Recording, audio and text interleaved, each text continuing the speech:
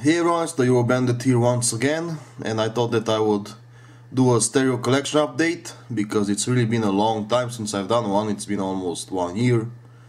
So I decided to show you guys what I currently have, and I'll begin with telling you guys what I don't have anymore, the things that are gone, that are sold and all that. So first of all my 80s Technics stereo components are gone, they're all sold. Remember that Philips N2541 cassette deck? Well, took that one apart and took some parts I needed, and I just threw that thing into the dump because it's a cheap cassette deck, nothing special about it. And that was the only thing that I threw into the dump. In the meantime, I also bought Technics SUV707, one of those computerized junk from the early 80s, and as usual, I had problems with that one, the left channel didn't work. And I've also had a SUV303 a few months before that one, and that had the same problem, so I don't like computerized junk amplifiers. I bought that SUV707, kept it for a few days and sold it right away. And believe it or not, it was before the holidays and I made quite a bit of profit. Of course, I seen in the auction that it's not tested and I won't guarantee that it will work or not. So, still sold it anyway. The guy who bought it knew the risk, so whatever. Remember all that mid-90s stereo component system from Technics? I sold that one too. And the receiver that I use for my computer, the Technics SA-TX30, is also sold.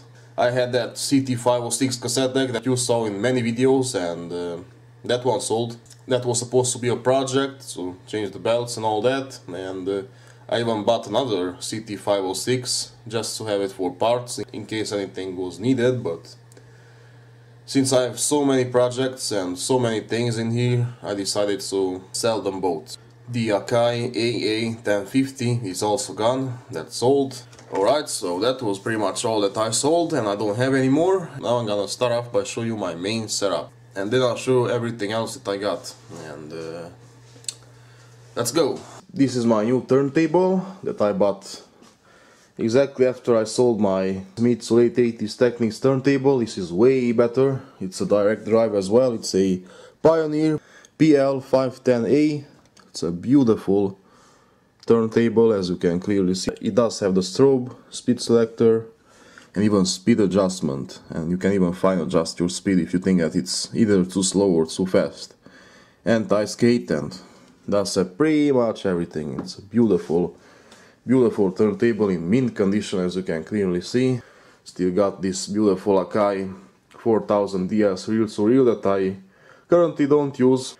This is my main receiver. Now, if you're a long time subscriber, you know that I bought this thing a very long time ago and I just placed it on the shelf and I never touched it ever since, but here it is. It's finally cleaned and it's in my main setup and it's beautiful. This might or might not be the best sounding receiver I've ever had. So, it's beautiful, I love the sound. It's a Euro model. As you can see, the faceplate is cleaned. Also has the optional wooden cabinet.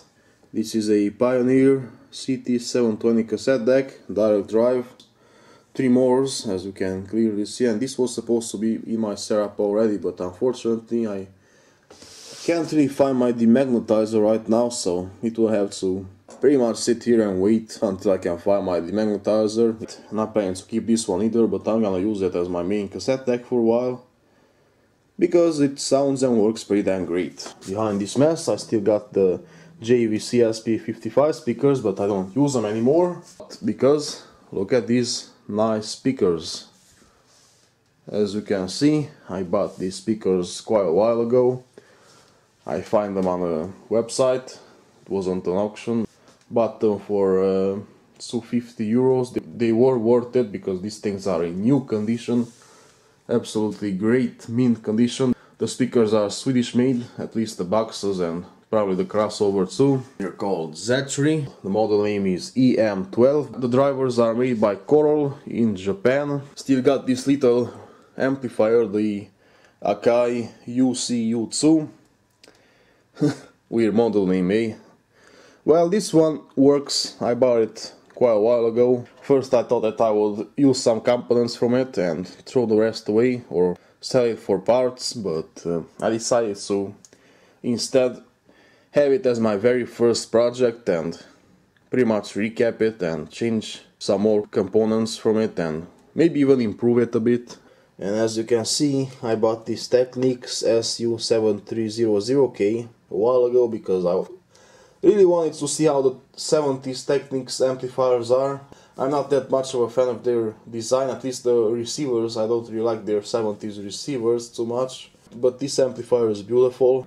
I can almost call it a bass heavy amplifier because it does have plenty of bass.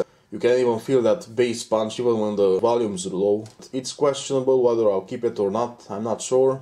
And what do we see down there? It's a 1978 or 1979 Pioneer SX1080 stereo monster receiver, because a long time ago I had a dream. It was actually the XX1250.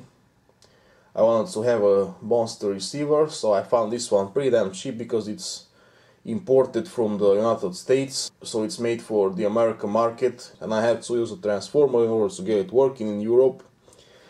And as you can see, it's a beautiful receiver. It looks absolutely like new, can't find a scratch or anything. It's very nice. Unfortunately, I'm very disappointed because I've expected a lot more from a monster receiver like this one, and it doesn't have a lot of bass. It's not a bass heavy receiver. More guys told me that this thing should sound like it does, and it's not a bass heavy receiver, so that sucks. But otherwise it has lots of power, it has a lot of juice.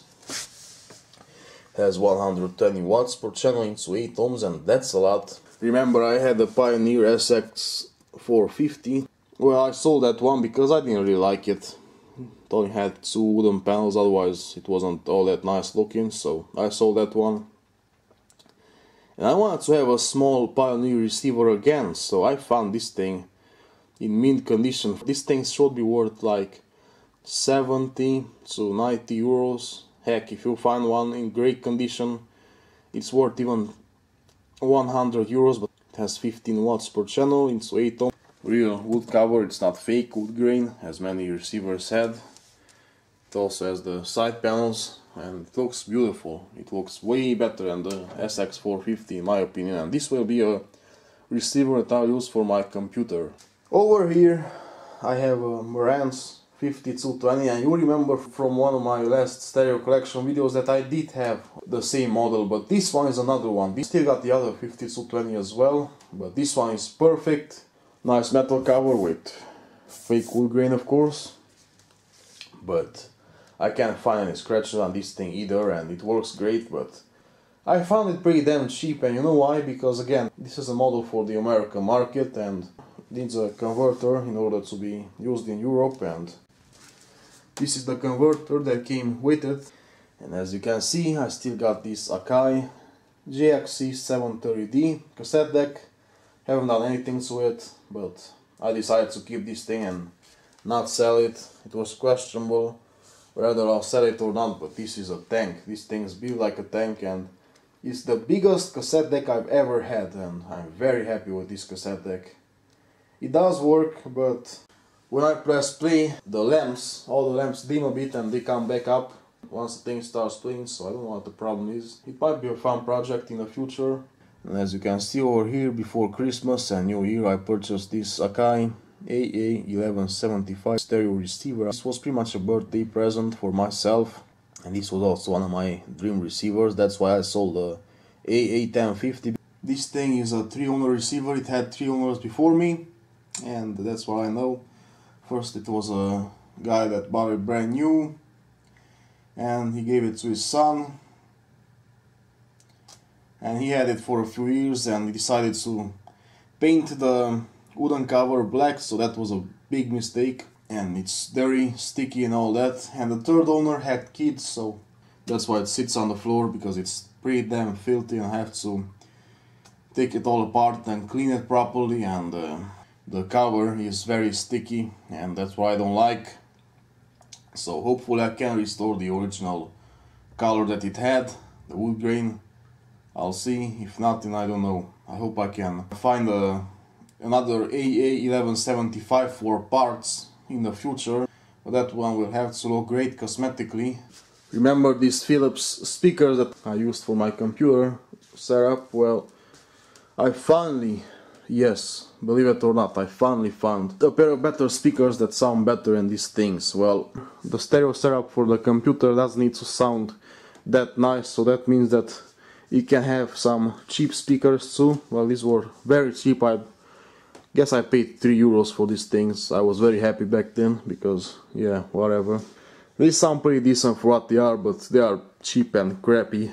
I found these pair of speakers. These were also cheap. They're called JWS. The JWS was a Swedish budget brand, but some of their stuff was decent, as you can see. Decent size woofer, and they do have passive radiators, and that's what really amazes me about these things.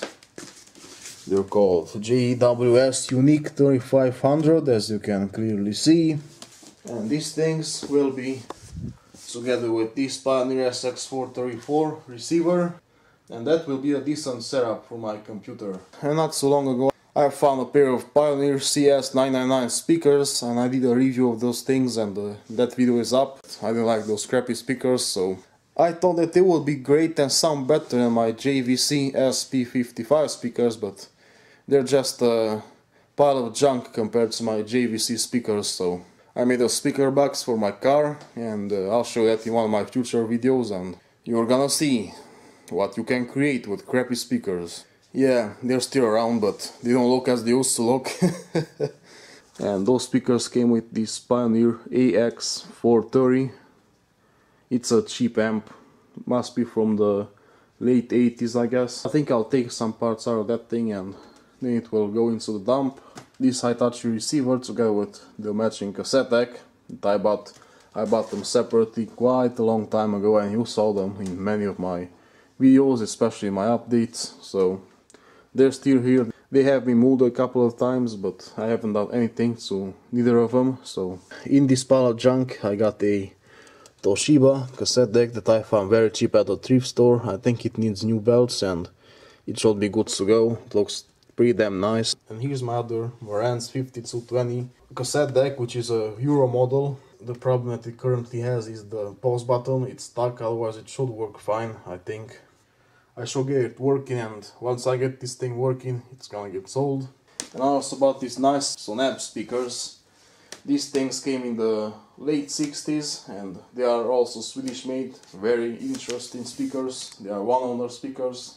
I bought them from the original owner. And I always forgot to show you these things, but here they are. One day I'll have to review these things because they are very rare outside Sweden. In Sweden they are pretty damn common even nowadays. The OA5 was Sweden's most sold speakers in many years. Hope you guys enjoyed this video. If you did, why not? Thumbs up, comment, share, and why not subscribe if you like what I'm doing. Cheers and have a great day.